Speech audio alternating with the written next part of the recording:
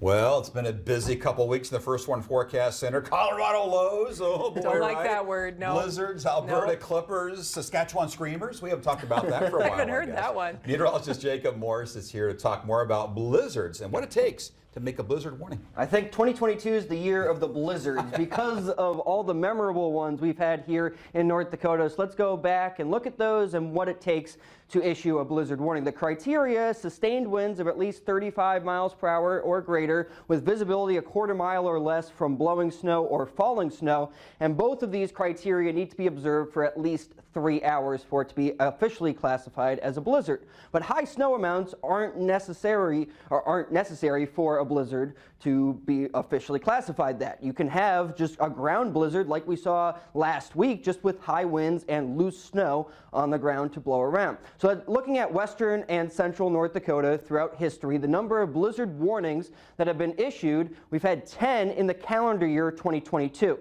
That's the most since 2013, when 11 blizzard warnings were issued in that calendar year. And 2013 is a little interesting because our snowfall totals that year were around normal. This year we're on pace for a historic amount of snowfall in the Bismarck area. So there's really 4 storms this year that really stick out. The 2 in April, the one in the middle of the month when over 30 inches of snow were received in some areas around Minot. April 23rd, when we had the blizzard warning mainly over the western part of the state, and then severe weather in eastern North Dakota. And then the 2 most recent blizzards in November, when the epicenter of the storm was around the Bismarck-Mandan area with more than 18 inches of snow, and then the blizzard just a couple weeks ago with all of that blowing and falling snow throughout the region.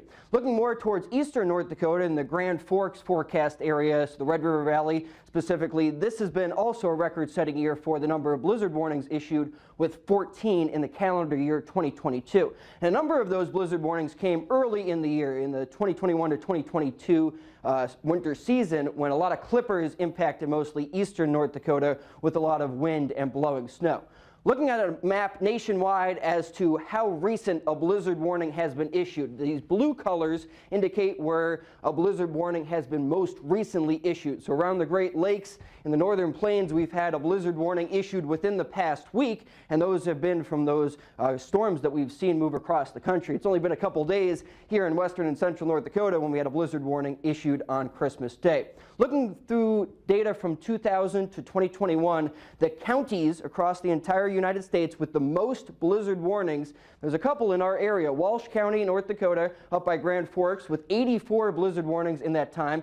Polk County, Minnesota with 66 blizzard warnings. So there's actually blizzard alleys that have been identified. Similar to Tornado Alley down in the south, there's blizzard alleys where we see the most blizzards. This area around the Dakotas and western Minnesota, with those counties on the list highlighted. In Colorado, on the eastern side of the mountains, the Front Range of the Rocky Mountains, you also see a lot of blizzards. And then even in the northeast with some nor'easters, you can get blizzard warnings right along the coast. So the average number of blizzards that we see over a 55-year period in history, this kind of highlights where the most blizzards occurred just in the northern plains. You can see the greatest highlight of the most blizzard warnings or the most blizzard criteria that have been met are in far eastern South Dakota and eastern North Dakota in the Red River Valley. But throughout all of the Dakotas and western Minnesota, we are in a hot spot for those blizzard warnings. So what does it take to form these blizzards, and why do we see a lot of them around here? We get the moisture coming up from the Gulf of Mexico, clashing with cold air diving south from Canada.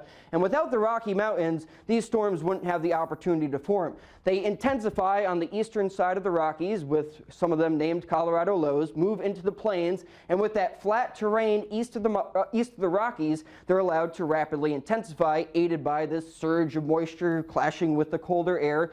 And with the flat terrain, that also allows for high winds, blowing snow, really reduced visibilities, like we've seen a lot of times throughout this year. That's just a little recap as to why this year I'm dubbing the year of the blizzard. I don't think I like that. And guess where my mother-in-law lives? Walsh County. There you go. So it's fun to go home and Top visit of the her list. place, right? During a If you blizzard, can get which I've there. been there. If you Got to can get get there there. first, though, right? All right, thanks, Jacob. You're welcome.